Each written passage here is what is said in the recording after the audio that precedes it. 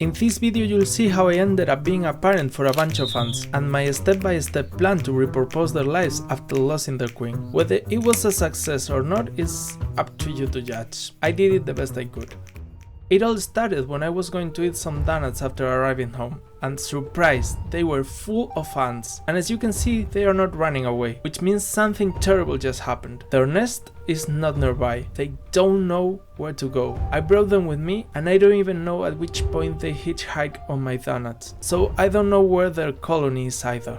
As always happens to me, I feel responsible for them. Soon they will start to explore around, trying to find their nest, which sadly is not here. So their end is clear. They will get lost and they will die alone. I don't want it to happen, so I made a plan to help them. The first thing I have to do is to give them a place to group together and feel safe.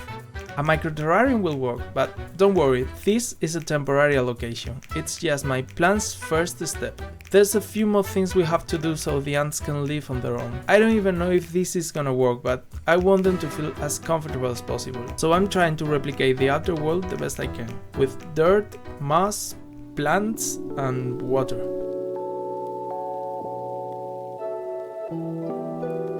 Now let's hunt. I covered the top of the jar with baby powder so it gets slippery and they can't leave while I'm placing them one by one in their new home. As you can see, they didn't look very active. I believe they were dehydrated because the first thing they did was to drink.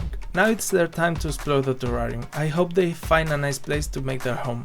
But meanwhile, we should move to step 2, which is making them stronger.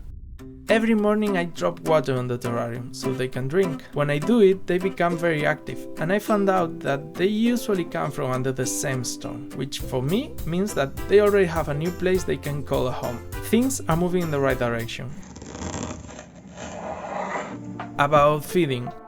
I gave them a piece of banana, which was painfully ignored.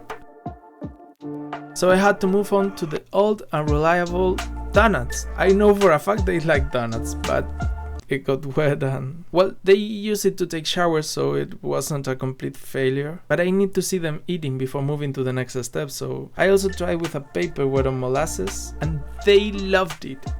I don't know how things are moving so fast, but the ants have a new home.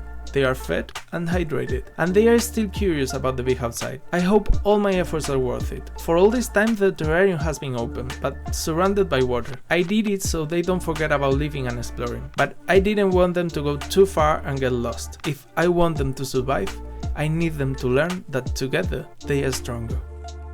Now they've been in this terrarium for a whole week, and I wanna think that somehow they know they should stay close to this place. So it's time to release the whole terrarium. From here on, they can live, they can explore and hunt, but the most important thing, they have a place to come back at night and a family to protect.